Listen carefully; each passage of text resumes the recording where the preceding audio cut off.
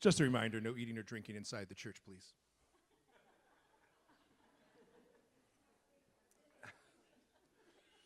The carpets just got cleaned, that's right. They did, and they look great. Where's Beverly? Is Beverly back there? Let's go tell Beverly. Beverly, do you notice how clean the carpets are? They look so great. Anyway, thank you. That's GATTS, carpet. You guys get free advertisements. All right. Well, I'm so glad you guys are here. I wish more people would have been here, but it's okay because everyone's going to miss out who's not here. So when I was a young person, I was at a youth event, and I had this speaker come to my high school to talk to us about chlamydia, and her name was Pam Stenzel. No, Pam Stenzel was known, and still is known, for her amazing talks on abstinence education, where she really gets. What I like about Pam, and you guys can see how I connect with her, is she's just very down to earth and very real, and she doesn't mince words. She doesn't hold anything back, but everything she speaks is covered with the fierce love of Jesus Christ. So Pam has her personal testimony, but also practical things that she's learned throughout her years of ministry of working with women in unplanned pregnancy. So it's my joy to welcome to St. Elizabeth Seton, Pam Stenzel. Thank you, Father. Thanks so much. Wow, it's not as if I'm feeling old enough this weekend because I am entering my very last year of a 5 before. Yes, the 6 is coming very quickly. But when I've traveled lately and I'm speaking, and the priest is like, when I was a teenager, you came and talked, and you're like, how old am I? So I've been doing it a very, very long time. I got into got into all of this really in college because I was asked to do a separate issue on practical Christian ministry, and I didn't want to do it, and I begged not to do it. And my mom had been working in Michigan at a pregnancy center when I was in high school, and I thought, I would like to do that, but I don't know. I was downtown Chicago, and I'm like, I don't know if they're going to let this 18-year-old do her volunteer service at a pregnancy center, but I was bold enough to ask. And then they said, you have to do it. You have to show up. Your volunteer is required. Yeah. And so I got my first taste of reaching out to women in an unintended pregnancy in downtown Chicago, and then really felt the call that that's what God would have me to do. And so my husband and I moved to Minneapolis, and I started a little pregnancy center there in the suburbs. And while I was running that pregnancy center, well, one of the first things, I would have girls in my clinic all the time saying, Pam, I didn't know. If someone would have told me that this was going to be the consequence of the choices I was making, I would have made a different choice. And so I started whining about what we weren't telling teenagers and young people about the consequences of their choices. And when you whine enough about who's not doing something, typically the Holy Spirit will just take his finger and look at you and go, well, then you do it. Stop whining about who's not doing it, and you do it. And so I just started speaking in churches and confirmation classes, and I'd go to youth ministers back in the day, and I'd say, I'd much rather see your kids at confirmation than in my clinic on Thursday morning. And back then, this is the answer from the youth minister. Not our kids that go to church. It's those kids out there, out there, wherever out there is. And I said, well, here's the intake at my pregnancy center. When was the first day of your last period? And where do you go to church? It was in my intake.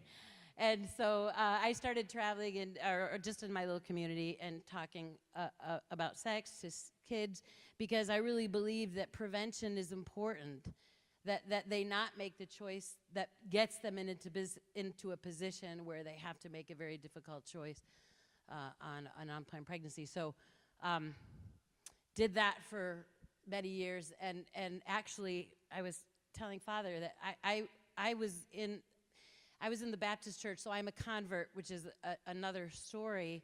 But I had a guy from Youth for Christ come and hear me give this talk back in the early 90s it was.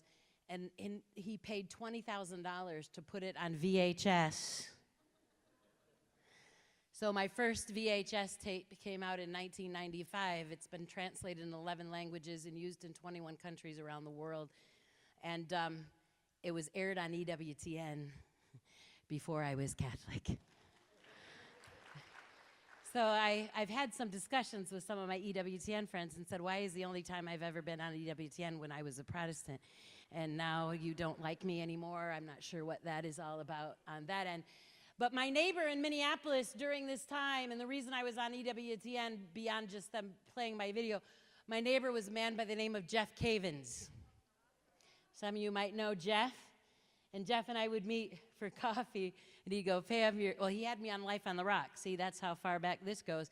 And we'd meet for coffee, and he would go, Pam, you're Catholic, and you don't know it. I'm like, oh, no, Jeff. No. I was a good Baptist. We had a wonderful Trinity called God the Father, God the Son, and God the Holy Bible, right? And so, but Jeff hounded me. I began to study, began to read.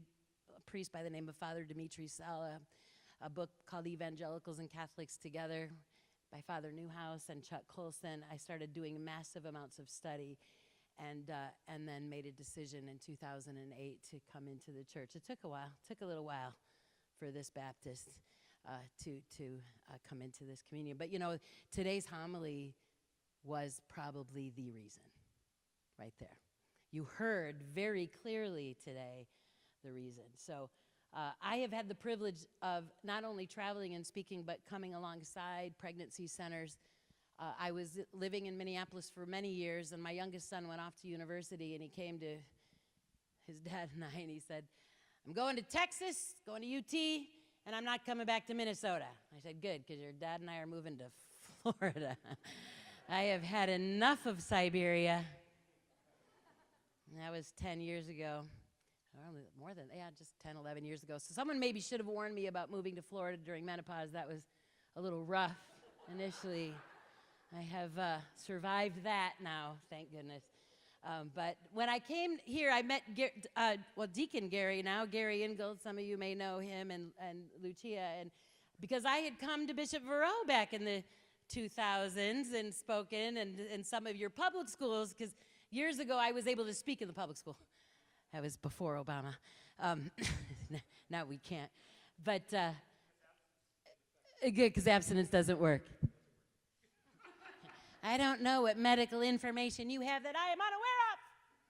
But last I checked, abstinence works 99.99999% of the time, and the one time it didn't work, we have Christmas.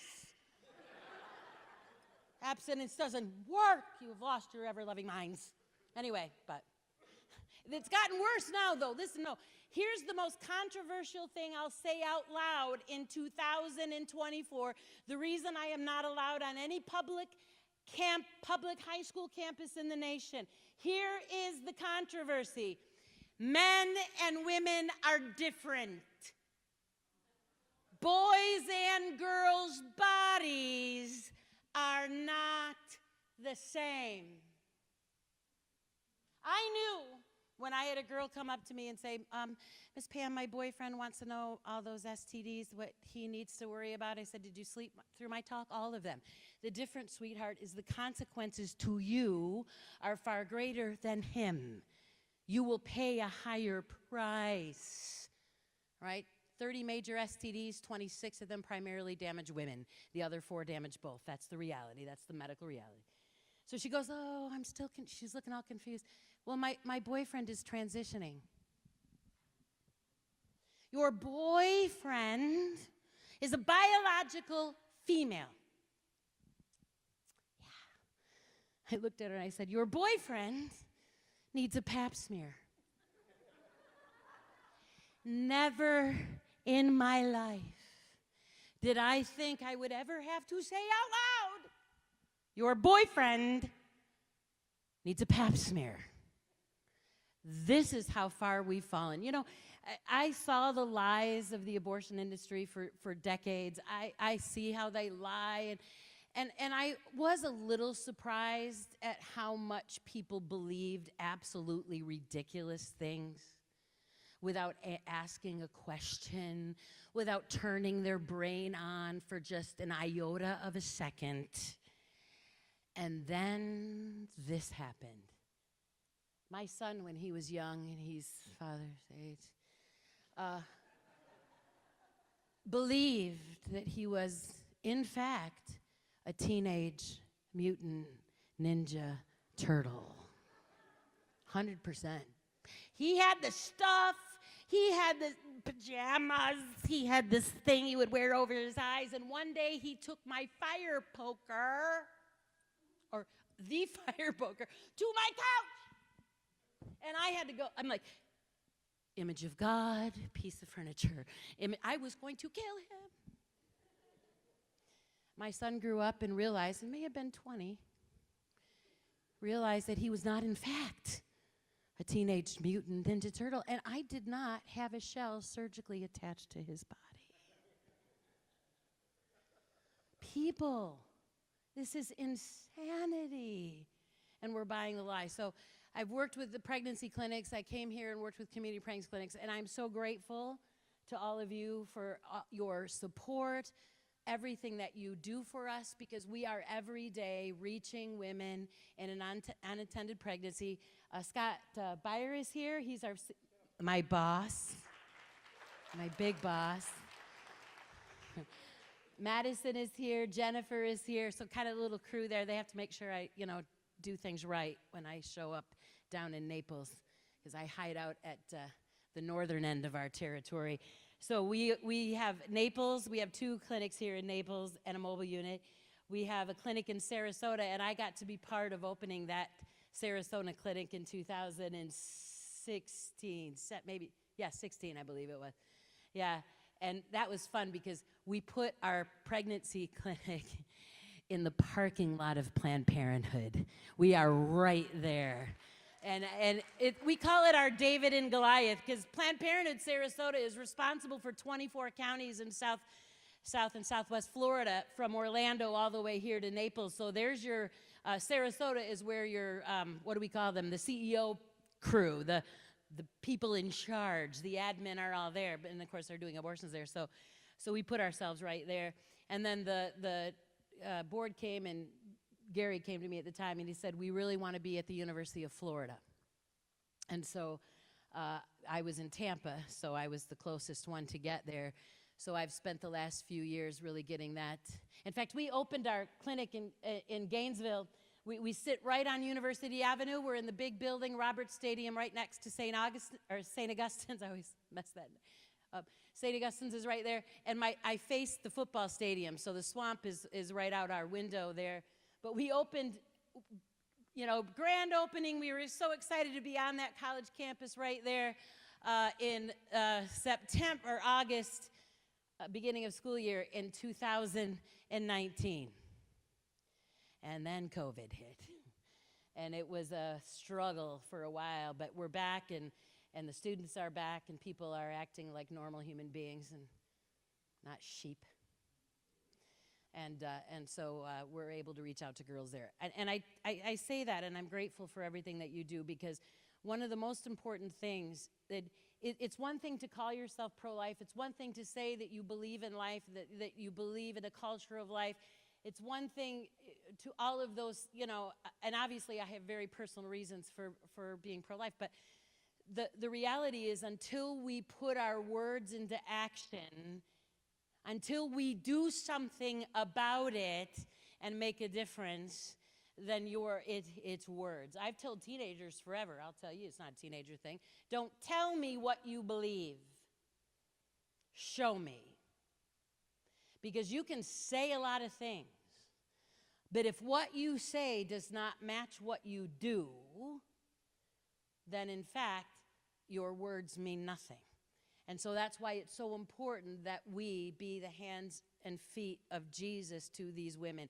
Women who will not walk into the, not all, most of them will not come here. In the moment of crisis, in the moment she's finding out she's pregnant, in the moment she's struggling, is she going to come here?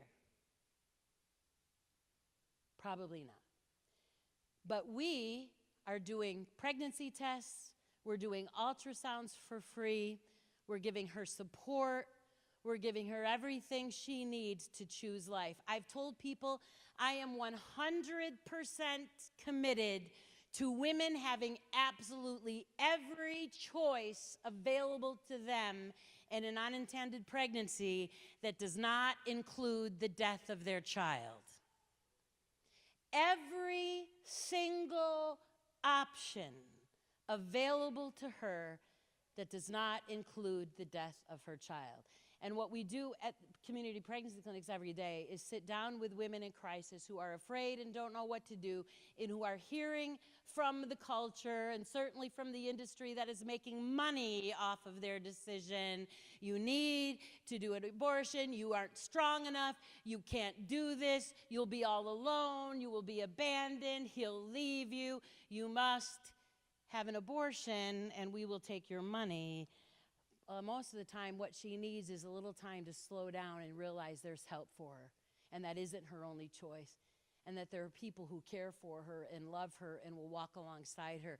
We offer not only the counseling in the crisis, we have over 300 lessons that we can share with her virtually, so we can send her classes on fetal development, on parenting, on budgeting, credit, how to get a job, and then we have lots of classes on, one's called Unraveled Roots, where we start talking about the depths of why we make decisions that harm us, why we get in relationships that harm us, and we have all of these things, and we take mentors, and that's you. So I'm looking at some of my girls here, and not just the girls, the guys. We are really trying to develop our father program, our outreach to the father. In fact, we just released on our Bright course Unraveled Roots for Men, which we want to take that man through. We also have Keys to Hope and Healing for Men, which is post-abortion healing for not just the girls, but for fathers and men. So we are beefing up our program that walks alongside both the moms, the dads, and everyone who needs help. And we also then, we give them credit for taking these classes so that they can earn a car seat, strollers, the things that they need for their babies. We give out thousands of diapers, thousands and thousands of diapers, and we come alongside. We don't just say, have you heard people say, oh, you people who are pro-life, you only just care about the baby, but then you don't care after the baby's born. And they're the people who just want the baby dead, to say nothing about what they would do after. This is absolutely ridiculous. It's untrue. So I've been working in pregnancy centers, community pregnancy centers. We are clinics. We are reaching out all across Southwest Florida, Central Florida. And one of the things that I took on a project this last year, and mostly because I knew what was coming in the state of Florida, well, not just Florida, it's everywhere, but it is the absolute pushing of what we call chemical abortion. That is now accounting for 60% of all abortions that are done. They're done via chemical, it's not surgical. And all the ways that we've tried to reach women in the last 40 years, and whether it be, well, back when I started, I love this, it's my day of feeling old. Back when I started my very first pregnancy center, we called it Alpha Women's Center. And the reason we were all naming our pregnancy centers a word that started with an A is because we desperately needed to be at the top of the yellow pages. Because the only way a woman would find me under an abortion thing is if my name was A. So do you see how far? So now we live in a world of technology where are the girls who are seeking abortion? It used to be that they would even show up at the abortion clinic, so we could be praying outside the abortion clinic. We could be out there where we could have that last minute opportunity to offer her help and hope. Where are they going today? TikTok. They're going to their phones. They're going to their phones. And so one of the things that we said is there's two things at community pregnancy clinics that we have to do if we are going to actually reach these women before the abortion industry does. Number one is we need to be where they are, and that's on their phone, and the first thing they're going to do is Google abortion near me, abortion pill near me. And if Planned Parenthood and Florida Abortion Access and the abortion clinic here in town is the only thing that comes up, where are they going? There, immediately, right? And so we needed to be there. The other thing is, is never acceptable to have a website for help for women in trauma, in crisis, where your response time is tomorrow. Following me? So you go to a pregnancy center clinic here in Naples, and you see their website, and it says, email us for an appointment. Is this 19-year-old going to do that? And when are you going to get around to answer that email? Because I'm going to tell you right now, you've lost her. She's going to move on to the Planned Parenthood chatbot who will talk to her right then. Kind of expensive to hire people to be on the phone for 24/7. Can you imagine? And I'm not volunteering to do it. So what we did, and I'm on the board for the national nonprofit called Infinite Worth, and what I did for community pregnancy clinics is I said, we now have a widget that is right on our website, so a young woman searching for abortion, she finds us right there. It's a nurse, and it says, I'm a nurse, and we hire live nurses. Every one of our staff are nurses, and they are answering that chat right now while we're here. Right now while I'm here, there is a nurse talking to a young woman in Naples who is considering having the abortion pill mailed to her address. Right now. At 1 o'clock this morning, there will be a nurse talking to a young woman in Fort Myers or in Lehigh who is trying to get access to that abortion pill and giving her truth. We have to reach her first, 100%. Chemical abortion is absolutely horrible. They're calling it do-it-yourself abortion. Do you know what that does to the psyche of a woman? Even though they may have chosen abortion, even though they may have paid a physician, when they have a surgical abortion, there's a little distance between them and the act, right? Does it make sense to you? I mean, they can, in their psyche, but with chemical abortion, it is literally, I did it to myself.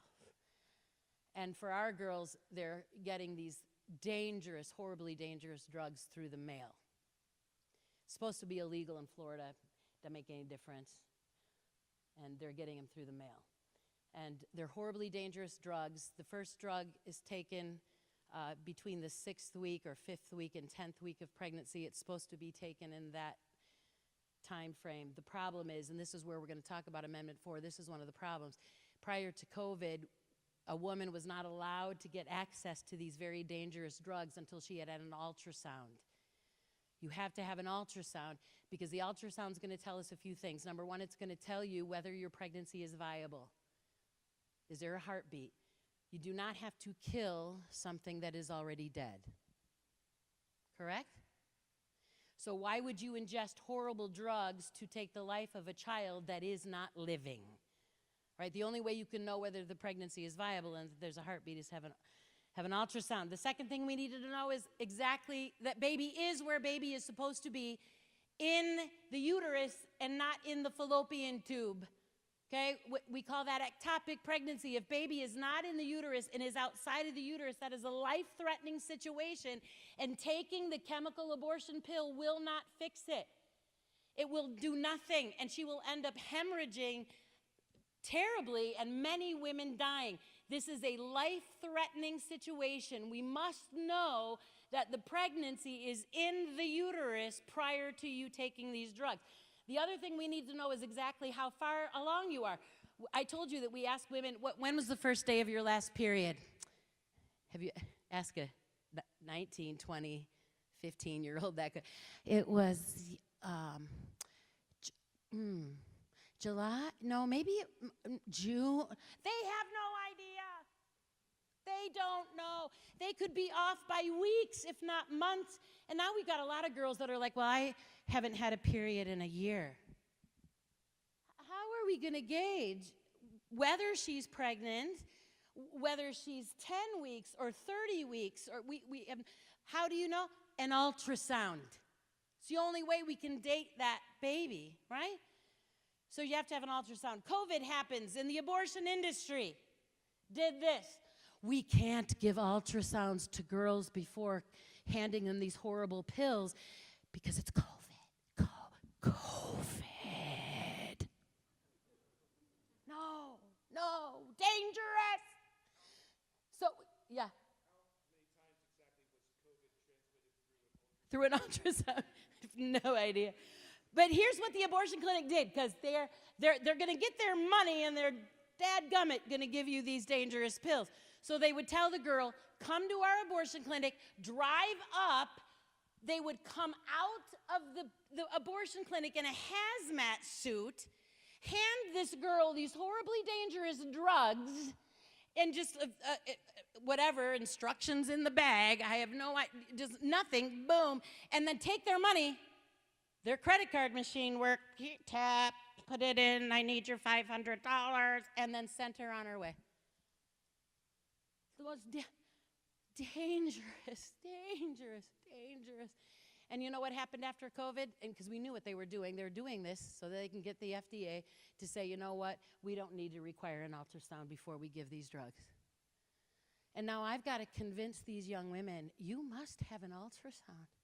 We're having babies, 29 weeks, 30 weeks, one washed up in Miami on the beach, 30-week-old dead baby. They wanted to call it fetus, baby, it's 30 weeks.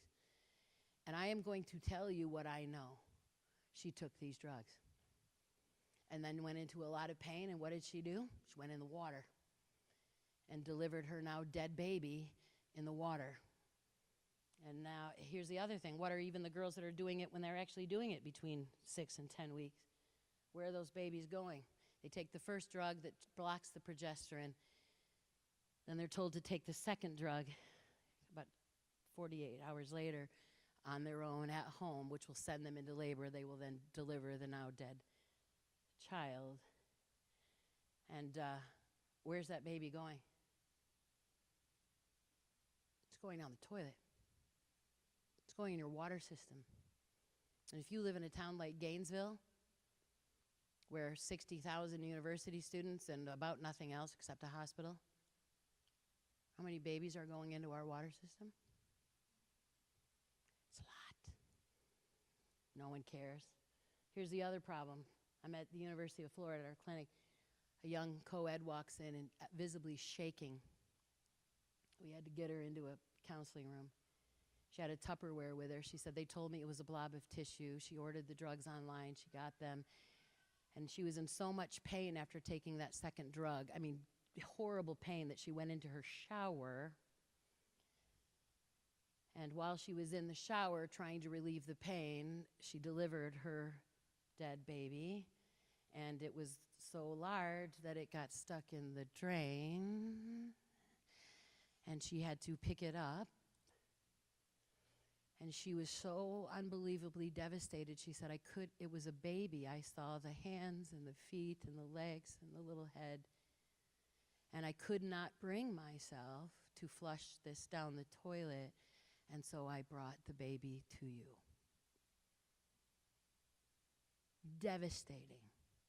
Do you understand what we have done to women in the name of choice? In the name of reproductive freedom. I will say quickly, we have the ability to reverse the chemical abortion. If a young mom takes the first abortion pill, which is blocking progesterone, and she calls us soon enough, quick enough, it's got to be fast, before she takes the second drug, we can prescribe progesterone and just flood her body with the progesterone that the first pill she took blocked, and we can save that baby's life.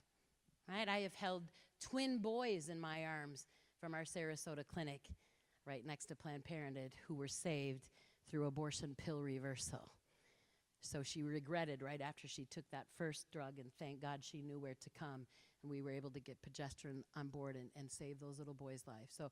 So that's a possibility. You just need to know that. So what society is pushing is chemical. That's where they're going. They knew it. And the reason the abortion industry is pushing that is because they know very well that all of these states that are beginning to try to put restrictions to protect women and their health, and certainly to protect the baby as well, that all of these restrictions are going to make it harder for them to actually perform surgical abortion, certainly through all 9 months of pregnancy. And so we need to be able to push this chemical abortion, and we need to be able to push it through the mail without ever having a girl see a doctor. So do you see the danger we've done? We've actually, everybody talks about coat hangers and back alley abortions. All we've done is made back alley abortions, we put a sign on and take money and make it legitimate. We're basically damaging women that badly right now, and far worse than we ever did in the 60s for sure, and calling it legitimate, right? So that brings me to, well, most of you heard my testimony, so I'm just going to say it really quick, because whenever we talk about laws and trying to pass laws to protect life, I am the excuse. I am the exception every time.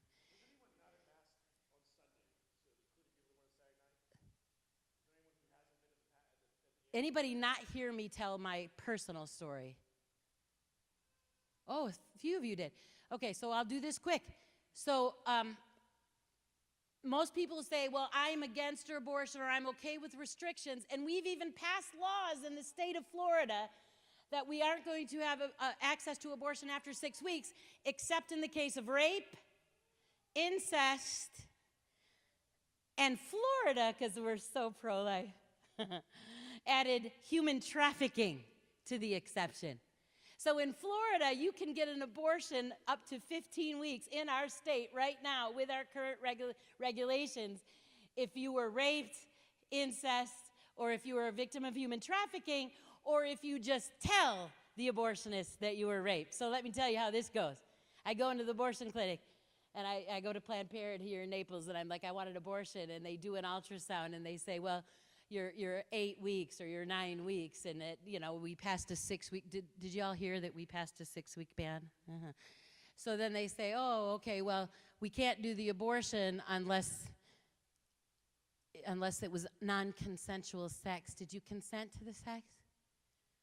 Oh, you didn't? Oh, here's the form. You can sign this, and we'll have a notary here at the abortion clinic sign their name on it, and then we'll do the abortion. I'm not a prophet, but I said this when we passed this horrendous law. I said the abortion numbers aren't going to change. No abortion clinic. Anybody here? Well, we've had one, I think, on the over on the East Coast. How many of you, Planned Parenthood still operating in Naples? Are they? Yeah. Oh, yeah. I can tell you they are. Planned Parenthood in Fort Myers is busy as ever, right? But we passed a 6-week ban. Why? Because it isn't. All of the legislation that we have passed state by state since Dobbs is not banning abortion or taking away access to women. All it's doing is putting some boundaries around it to make an attempt to make it safer. Do you understand? I mean, it's still not safe. It's never safe for the baby, ever. But they're trying. We had a 24-hour notification law, which is in theory still in place. They're not abiding by it, but it's still there. Did you all know that? We passed in the state of Florida 24 hours. In other words, you can't have an abortion same day. You have to go in, have a consult, an ultrasound, and then 24 hours later, you can actually have the abortion, which gives her time to think very carefully about the decision she's making and gives us a chance to have an ultrasound. That was life-saving for us, because what we could do is to say to women, you aren't going to walk into Planned Parenthood and get an abortion that day. There's going to be a 24-hour waiting period. You come to us. We will do the ultrasound. We'll talk about all your options, and if 24 hours later you still choose to have an abortion, I'm not stopping her. Can I stop her from going to Planned Parenthood? No. Can I lock her in my clinic for another 36 weeks? feed her through the door? Like forcing her? No, she has every right to walk into an abortion clinic, but she'll do it knowing the truth and knowing that there was help. See the difference? 24-hour waiting period have saved literally thousands of babies here in Florida. Amazing. The 6-week ban, I told you why I'm not happy with it, because it has too many loopholes. The only way we're going to end abortion, if that's what we're really, if we say we want an end to abortion, the only way we're going to do that is to recognize the unborn child as a person with rights as a person under our federal constitution. My rights are already guaranteed to me under the 14th Amendment. That is the only way we will ever see this end. So what we have been doing, because we've not been pushing personhood, we've been trying to chip away and regulate abortion to death. What we've been doing has been saving lives. I want you to hear that. We have saved lives because of these regulations. And not just the babies, but the moms. And in comes the abortion lobby and the big money and Planned Parenthood and all of their cash. And they're coming into the state of Florida saying, we are going to put amendment on our state constitution that will legalize abortion, not allow any regulation on any abortion through all 9 months of pregnancy to the absolute moment of birth, and many states days after. California, it's 26 days after birth that you can decide whether to render care. In my home state of Minnesota, with our lovely governor, who not only told all of my friends and neighbors during COVID that he would pay them to rat out their neighbors if their neighbor was mowing their lawn outside, he signed a Born Alive Act. So if a baby is born alive in the process of being aborted, that we do not have to, in the state of Minnesota, render care to that baby. Baby can be left in a bucket, left to die on a table. Okay, so the abortion lobby wants this done. 4 very simple things about Amendment 4, okay? And I love Father because he loves language. And I've said this when it comes to these issues, whoever owns the language wins the war. Are you hearing me? So they're telling you that Amendment 4 is to protect women's freedom. Typically they'll say that. They lie, but it's protect women. Don't you want to protect women? Protect women. So I love it. Father puts a sign out, protect women, vote no on 4. Thank you. It's awesome because it is protection. So what does Amendment 4 do? The most important things you need to understand, you can all go get the language. You can go to do no harm. Some of you got these. Vote no, put them on your car. If it gets vandalized, God will bless you doubly. Maybe you get a new car. I don't know. Put this on your car. Vote no on 4. There's the most important, really 4 things. We'll give you 4 because it's easy that you need to know. The first thing is Amendment 4. First of all, the language is horrible.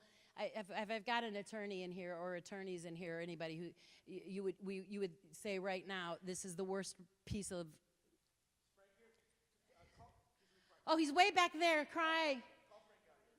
Frank, you can come out here and tell them how bad this is. Or the language is terrible. So the first thing this is going to do is allow abortion through all 9 months and beyond for any reason. When they replace the life of the mother with a word called health, we're in trouble, right? Do you see the difference between life and health? Because health was what Roe v. Wade was based on. So I could literally say, my mental, I will need a cry room if I deliver this child at 8 months because the father of the baby is abusive and horrible, and so please, my mental health, kill the baby. See? All 9 months of pregnancy for any reason, right? You can come and tell them all the bad. I'm just going to tell them these 3 things, and you can tell them how bad it is. So, and just because he's a lawyer and I'm not, I'm a counselor, so I could get things wrong. But anyway, first thing is, through all 9 months of pregnancy and beyond, first thing, every regulation we have ever done in Florida that has saved lives will be gone. Immediately done if this passes. Gone. Understand that. Second thing that it does is it removes all protection for women and children.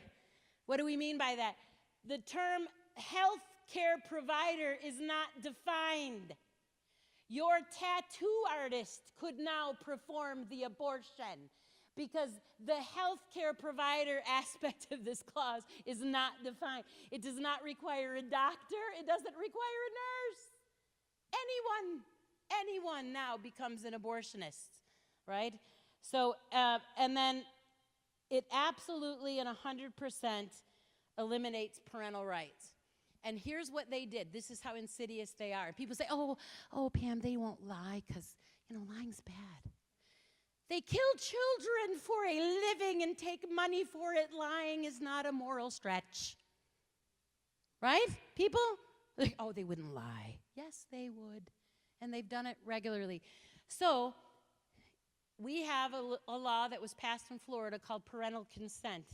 So in order for a minor to get an abortion, they must have consent of their parents, right? And so this amendment said we cannot kind of sneak this in. So what they said is this does not eliminate parental notification. How many of you know the difference between notification and consent? Anybody who's ever parented a teenager, do you understand the difference between notification and consent? And there's no word in there that says we have to prove that we in fact did even notify. So this is what's going to happen.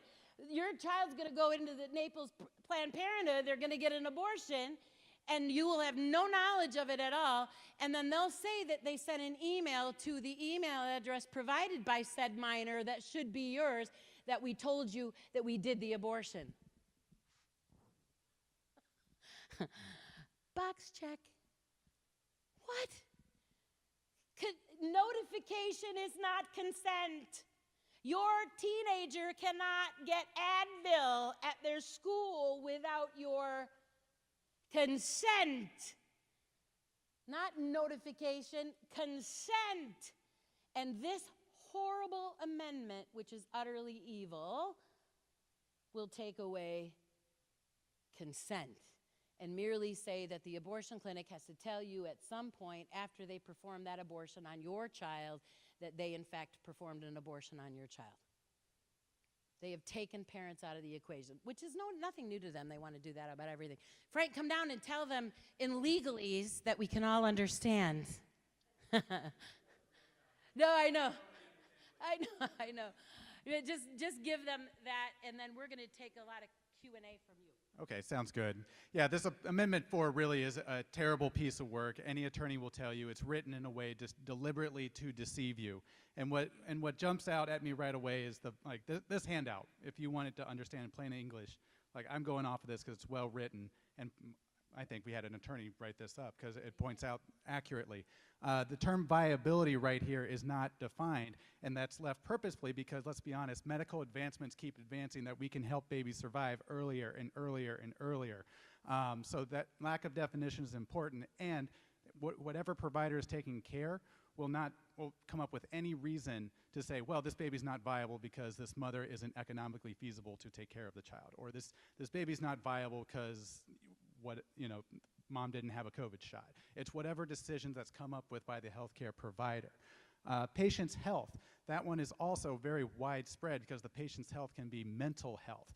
well, this person, had a rough life, they're depressed, so they're not going to be a good mother, so we can abort the child for the mental health, or again, financial health. Health is broad. It can be interpreted many different ways, many different applications. However creative the attorney is or the healthcare provider is, that's how they can wedge that in. You mentioned healthcare provider. When it's not defined in the state constitution, you look to other sources of law, and it's defined in the state statutes, which includes chiropractors or nurses or non-medical doctors. That's why when I'm going door to door knocking on this, I tell them it's non-medical doctors that will be allowed to perform abortions on here. And usually that's enough to get people to wake up and realize, oh wait, this isn't between a doctor and a patient, this is between somebody making money and a victim. Exactly. Like where does it stop? And so that's a key thing to remember, is that when you're reading law, there are terms of art that are kind of like magic words that trigger things, and healthcare provider is one of those magic words that gets to an end result, so that Planned Parenthood can be more efficient in how they turn over those $500 bills and not necessarily need somebody who went 8 years through medical school in order to get it done. And then, yeah, you touched on the parental notification piece. What comes to mind, I think, is, a lot of us around here come from well-established homes, 2 parents, we think commonly of them. But what about the disadvantaged youth that don't have 2-parent homes? This allows Planned Parenthood to just bull right ahead and say, well, we couldn't find the parents, so, we went ahead and aborted her child anyway. And what demographic of society does that affect more so? Underprivileged minority. And if you know anything about Planned Parenthood, or if you've seen the movie The 1916 Project and know the connection of Margaret Sanger to people who, yes, and I'm so glad you, yeah, so if you're not aware, Planned Parenthood's founder was connected to Latham Stoddard, who was the inspiration for Hitler's genocidal Holocaust. And that's still ongoing today. We are fighting the battle of the Holocaust here in Amendment 4. So those are a few of my thoughts based on this. No, very good. Awesome. And so we have these for you. We have these in English and in Spanish in the back. Take them, share them, get the information out. We have to combat the lies. And a lot of times, look at, we told a lot of people we were going to do this today, and the choir came. Thank you, choir. And so I need you, we need you to be, out there with your neighbors and talking about this, and to be clear, right? It's very confusing for people. I mean, I was in Lincoln, Nebraska. We've got other states that are fighting the same hideous evil. And I was in Lincoln, Nebraska to speak to some senators. I'm walking out, and there was a young man in his 20s standing out there. Oh, I have a petition, and do you want to sign it? And I was actually with my good friend Monica Kelsey, who's the founder of Safe Haven Baby Boxes. We were in Nebraska doing some work together. Monica, my biological father was raped. I was conceived in rape. And the whole reason I got involved with Monica Kelsey is because she also was conceived in rape and then abandoned as an infant, was a firefighter and paramedic, and that's how we began the work of Safe Haven Baby Boxes. So here are Monica and I, both of us conceived in rape. I was adopted and loved. She was adopted too, but she was abandoned by her biological mother. We're walking out, this young 20 guy, hey, sign this petition. What is it about? Well, here's one for marijuana, but we must not have looked like we cared about the marijuana thing. So he immediately honed in on women's reproductive rights, and so we let him talk, let him dig his little hole. And he tried to say, well, we don't want a lot of abortions, but just some, and it's really necessary when it comes to rape. Monica's there. Really?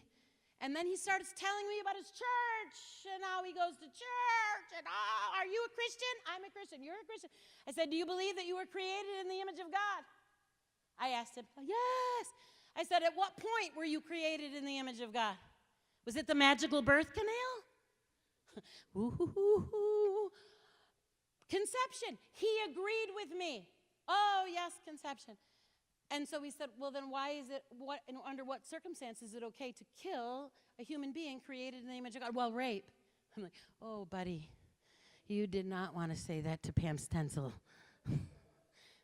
I gave it to him with all barrels. And then he was like this, So you want me dead. Your life matters more than mine. That's what your life matters more, right? So we're doing all this.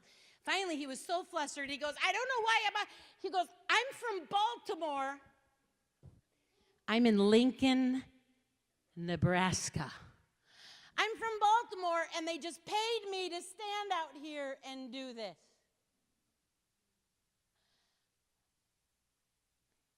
Almost every petition gatherer in the state of Florida who I ran into on I-4 at a freaking rest stop, that poor boy, here is for women's reproductive freedom. I said, what?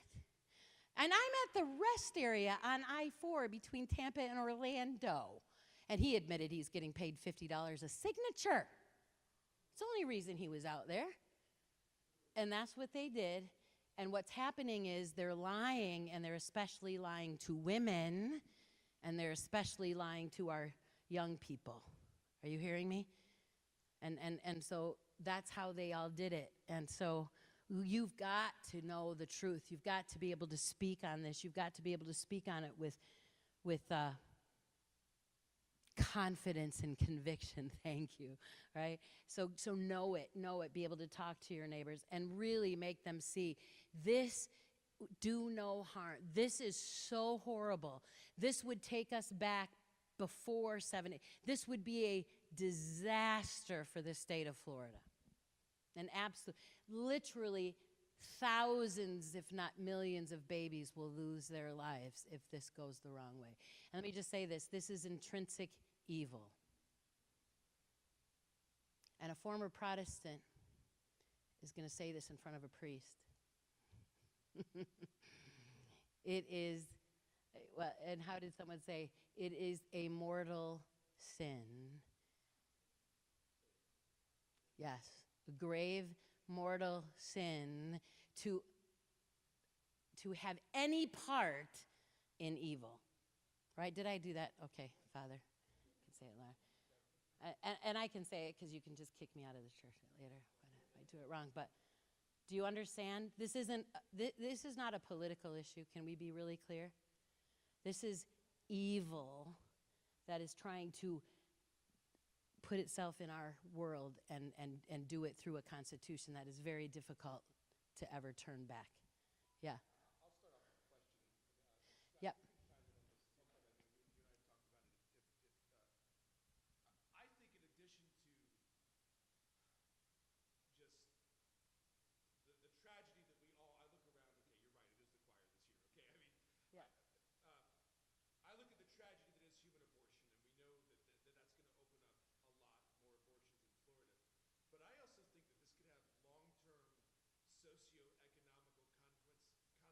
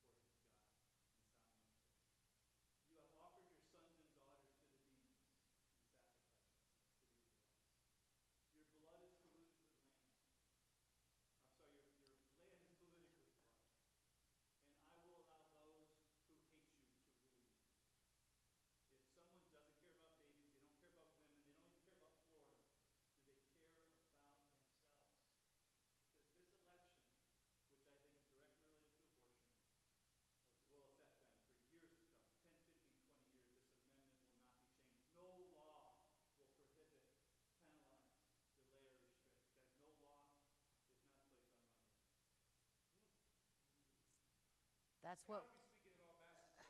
Yes. Yeah. There are 9 states, I believe, right now that are facing this type of amendment.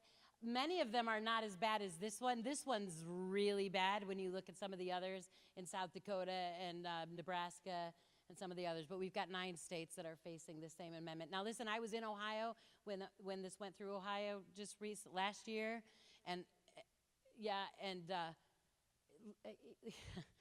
and we did all the research, and you can look it up about who voted, and people who stated that they believe that life begins at conception and that children, we all are created in the image of God, voted yes on their horrible amendment because they played this little moral game. I personally wouldn't have an abortion, and I do think it's wrong, but I don't think I should tell other people what they should do. Do you see what their thinking is? And that's been going on forever. And I say it's like this. I personally would not rob a bank, but I get a paycheck. I'm personally opposed to rape, but I'm not going to. But you're going to tell somebody else. I personally would not kill my mother. Personally, But your mother, sweetheart, it might be bad. Do you see how this is moral fallacy? We don't say, I personally wouldn't do a horrible moral thing, but I can't tell you what to do. No, it's ridiculous, right? So anyway, there's that. Yeah.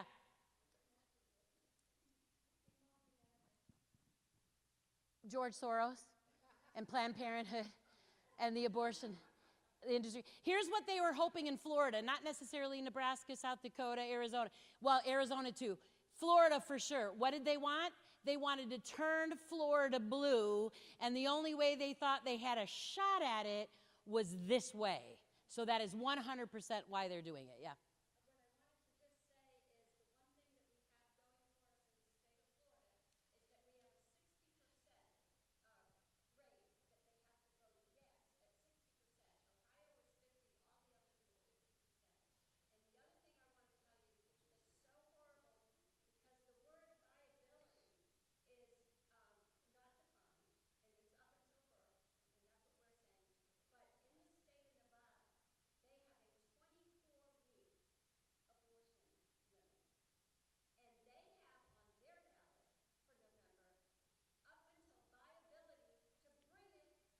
To birth. Mm-hmm.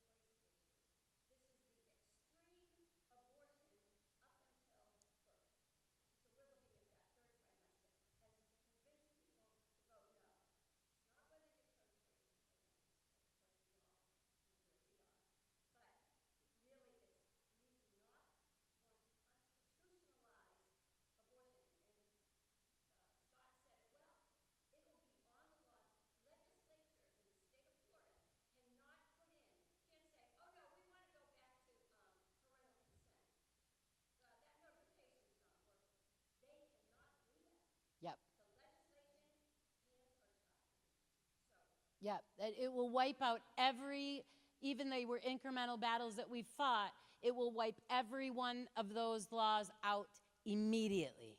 Absolutely immediately. So, of course, we're going to be a destination. Plus, everybody wants to come to Orlando, right? I mean, flights are easy. There's sun. Minnesota, you can kill your baby through birth. But. Are you already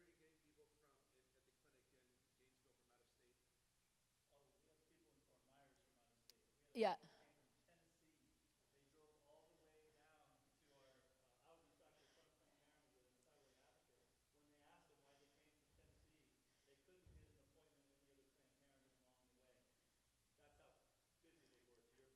Yeah. And was this since May? Yes. I hate to be right, Father. I hate to be right.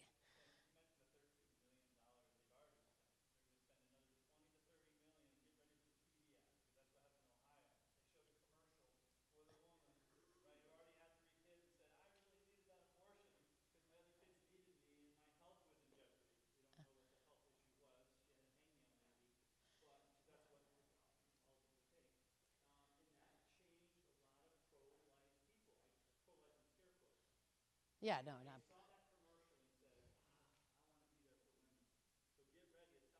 Yeah. Yeah, and that's why we have to do our job and really help people see the lies. Yeah.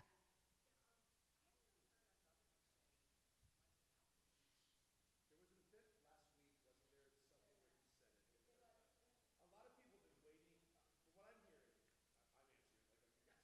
No, What I. I'm hearing is they're waiting for the state primaries to be over, and they're really going to start addressing it. He's been more vocal than I thought he would be. Yeah, he has. I wish he was as strong about this as he was about his anti-trans stuff, I'm expecting him to be. He is a good masculine Catholic, for those who don't know. So. But he needs to be part of exposing the lie of what this is, right? So this is abortion up to birth for any reason, done by non-doctors, certainly. Yeah. Oh, they said, why isn't the Governor DeSantis, why is he not saying? And he has, but I think and I heard that too, that he's kind of waiting for primary to be done, which is what, Tuesday, so, yeah. Just last week he said if we lose this Amendment 4 issue, the pro-life movement will be done in the state of Florida. Yeah. 100%. The thing is, every state we've lost it in, that's been true. Do you understand? Now I'm going to tell you on behalf of Scott that our job does not change. We're going to get up if we lose this battle, and we're going to continue to fight as hard as we can. But we'll be able to save as many. We'll be able to get to women. But I don't know. But I'm going to save babies and help moms until I can't breathe anymore or Jesus comes back, and I'll take the latter, Maranatha, right? So I'm not stopping nor retiring. Our job will be even more important, but I don't want that. Do you hear me? I don't want that for women. I don't want that for babies. I don't want Florida to be. We already are doing upwards of 90,000 abortions a year in this state right now. 90,000. Do we really want 200,000 a year? What in the world? So anyway, somebody else, yeah.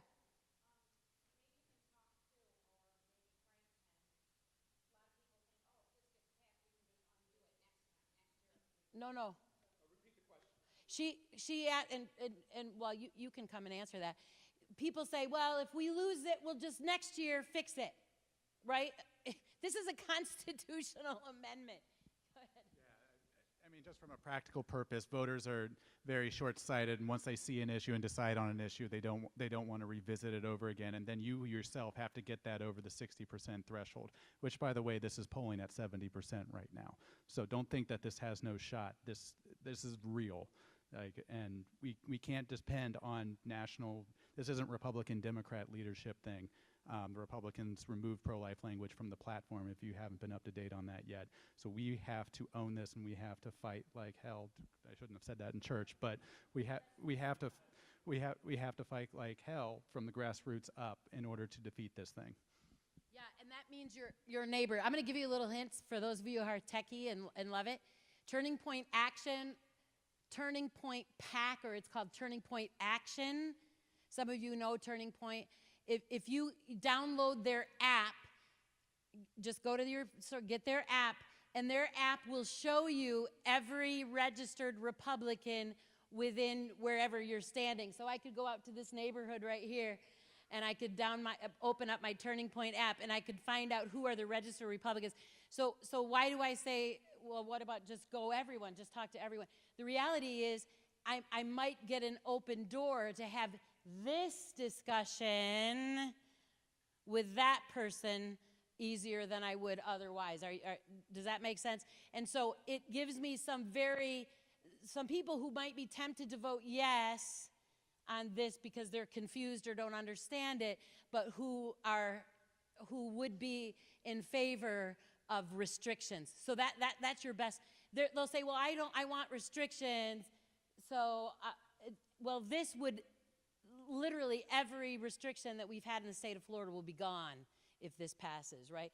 So it's kind of fun. It's a way for you to kind of find out, spy on your neighbors. Just pull that little thing.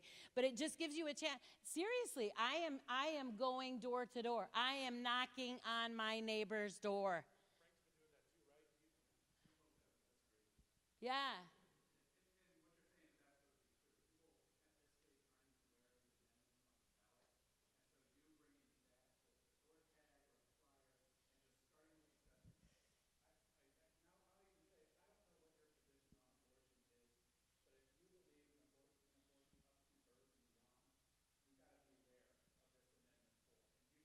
Yep.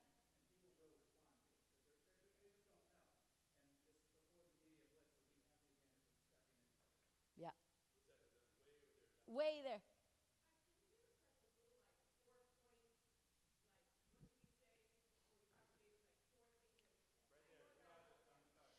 Abortions until birth, no doctor involved, parental notification is not consent. Okay, right? Those are the biggest things right there. So this is abortion, legal abortion with no restriction until the moment of birth and beyond. For any reason. No regulations, zero regulations, no requiring Planned Parenthood or the abortion clinic to do an ultrasound, absolutely, it's unfettered abortion done by non-doctors, right? And parental notification, which means if they provide abortion to your minor child, they'll send you an email and tell you they did it. That is not consent. And so it's got to be there. I'm going to give you another little a website for those of you who like tech again and those of you who like social media. And I'm old, so I really, really do Facebook because that's what grandmas do. But some of you in here are pretty good at TikTok and Instagram and some of these other channels. It's thelifealliance.com. And they have created the most amazing little thing. One of them looks like this. I printed it. But they've created little TikToks, little Instagram reels, Facebook messages that you can have. And it says Tampa Bay area. You can have every little bit of it. I'm throwing out Instagram and TikToks all the time. Just say, vote no on 4. And it's young people who did this. I love them. It's 20-somethings and a professional marketing company that did this so that this is going to really reach that demographic, the Gen Zs and the millennials, right? So thelifealliance.com. Go ahead, go to that website, pull it off, download. And you can get a lot of information to just spread, especially through social media. Yeah.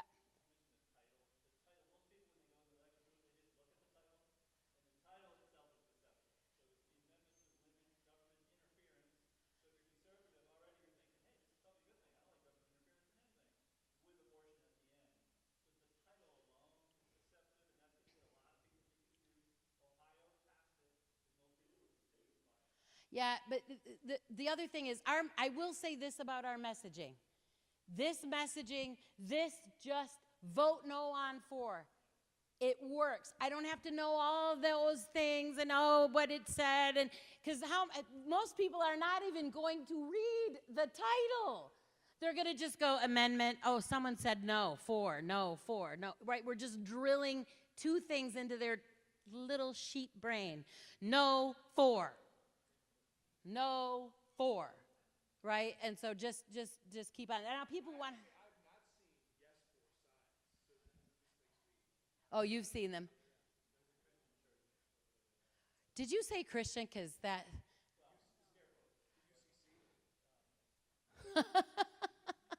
Did their trans flag fly right over there? Yeah, oh, okay, just checking. Yeah.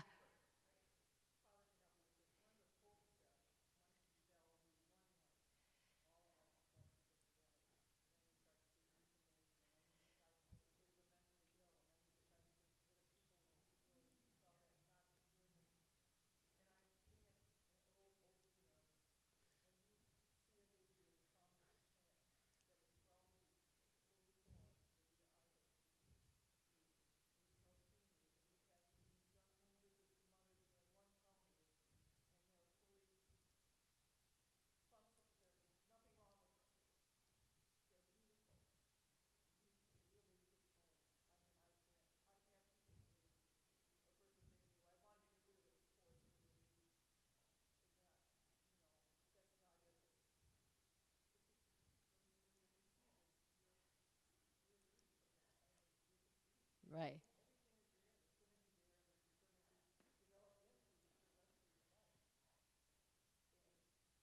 For sure. And how do we say, well, it's a baby if I want it. How many of you had a fetus shower? Or can we come to my fetus shower because, you know, no, it's our terminology. Again, who wins the language wins the war. Speak in real terms with people. Use the word baby. Oh, it's a fetus. It's the same thing. Yeah.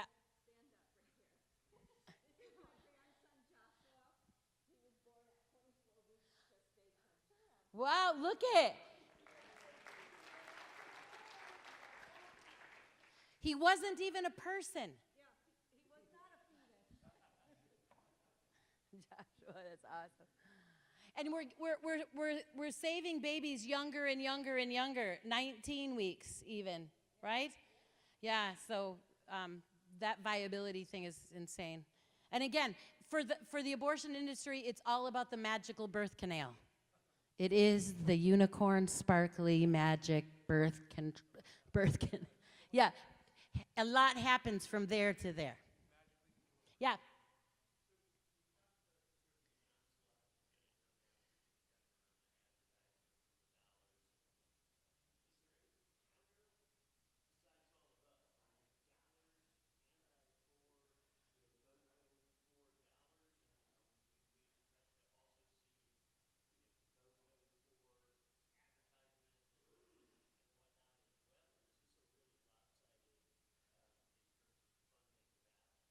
It's lopsided.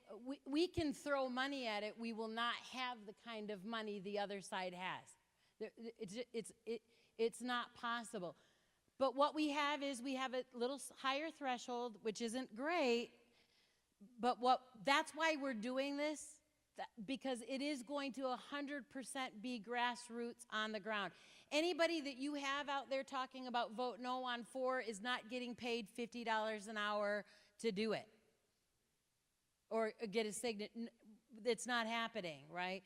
So the reason they were able to even get the amount of signatures they got is because people were paid. There was money behind it. Plus, there's an abortion industry behind it, which is very lucrative. They make money. And so you've got that whole lobby. So, yeah.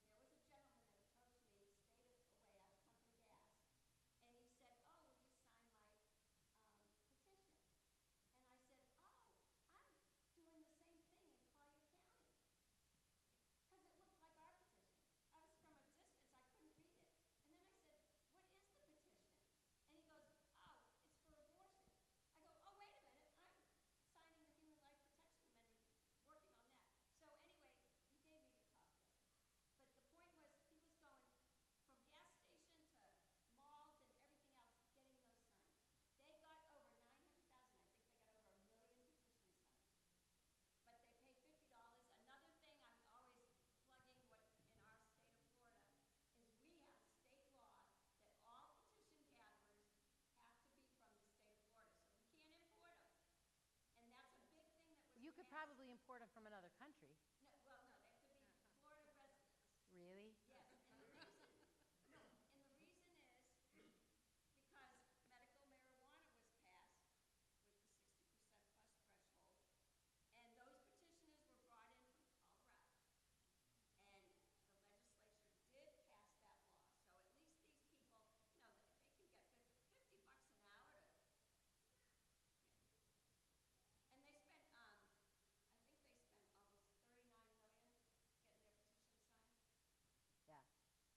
So no matter how much money we have, we can't match that really.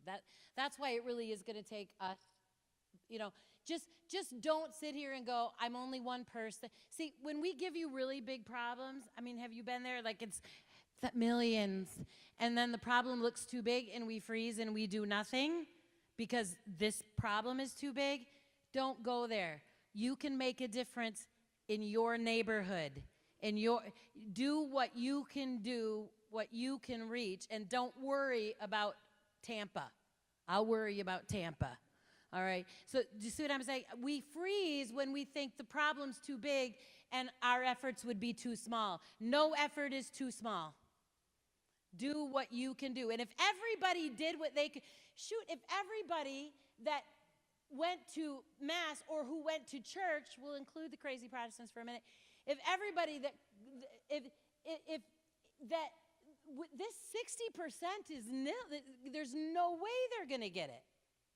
But the problem is, you got to do it right here. Father's doing what he can do, right? You all need to get to all the rest of them that did not show up today. You need to. Your neighbors, your friends. I see a couple of our teenagers fall asleep here. Yeah. That's because I'm not talking about sex. They would wake up really fast. Talk to your friends at school about this stuff, though. Like, because you guys talk to your parents. So why aren't they going to me? What's that? Why isn't she speaking at me? Oh, that's a good question. You'll have to ask. You'll have to ask the lady with the polyester veil that had that question.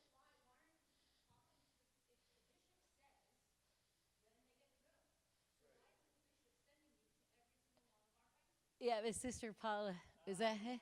Pat, sorry. I have, yeah. And I've been to Donahue regularly.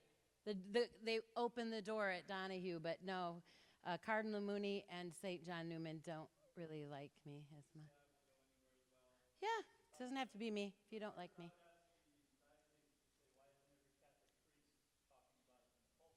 Yeah.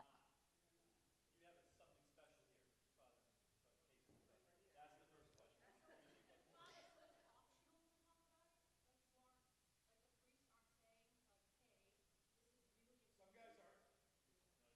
They should. I mean, now I will say, our bishop has. Here, I'll take the mic. Yeah, come on.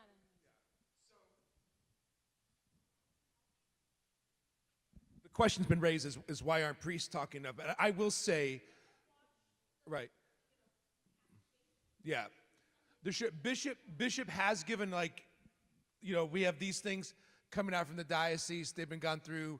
All the ads in the bulletins, the intercessions that we've been praying at Mass have all come from Bishop. Bishop has asked every parish in the diocese to implement praying the St. Michael prayer at all Masses specifically for that, which we did here anyway, but I've added that petition before we started to know why we're doing it. So there has been efforts, but the bottom line is some pastors just don't care. Well, they need to be called, yeah, but honestly though, some of them might, I don't know. It depends on if people even know to complain about it. Listen, the greatest good for the hierarchy of the church is the least amount of complaints from the people in the pews. And so I say if you know of a priest who's not doing enough or not saying anything, the people need to write the bishop. Otherwise, he doesn't know. The man's not omniscient. He can't be anywhere. Now, the good news is I know there are priests I know, perhaps in this town, that probably don't want to talk about it. But you know what's amazing? Their people pester the hell out of them, and they start to so the point that they have to say something anyway. And I use that quite intentionally because it is pestering the hell out. It's getting that. And look, we should always end on this note of hope. David slew Goliath, my brothers and sisters. All right. The walls of Jericho came crumbling down with the shout of praise. Don't say that we can't do this. We can, but it involves us getting off our behinds and talking and moving and saying and doing things. And so if you know of anywhere, Carla, if you don't think enough's going on at John Newman, start with sister. And if you don't hear from, if that doesn't start, then go to the bishop. If you guys know of a priest in the area, you know of anyone in the area, you don't think the church is doing enough, guess what? I'm not the church. You guys are the church. So go to the leaders of the church and say, you need to start moving your butts and doing something so that we can help to animate the people here. And if you're at one of our schools and you don't think we're doing enough, go to that principal, say, we're not doing enough. You're the church. And it's only from grassroots, from people that sit in the pews. Look, I can preach my head off up here all the time, but if it's not from folks outside in the pews doing something, the renewal is not going to take place. So all your questions are good. You know, I love these questions, but I just want to say all of us need to be out, moving, talking, knocking on doors, and doing something about this. Otherwise, Goliath's head isn't going to come off, right? But if we move, this is overcomable if the church animates and the church starts being the church. Thank you very much. Yeah, let's go and do that. Why don't we just say a quick say memorare for this intention. Remember, O most gracious Virgin Mary, that never was it known that anyone who fled to thy protection, implored thy help, or sought thy intercession was left unaided. Inspired by this confidence, we turn to you, O Virgin of Virgins, our Mother. To thee did we come, before thee we kneel sinful and sorrowful. O Mother of the Word incarnate, despise not our petitions, but in your clemency hear and answer them. Amen. Now let's pray. Glory be to the Father, and to the Son, and to the Holy Spirit, as it was in the beginning, is now, and ever shall be, world without end. Amen. In the name of the Father, the Son, and Holy Spirit. Amen. Thank you for coming. Thank you, Pam.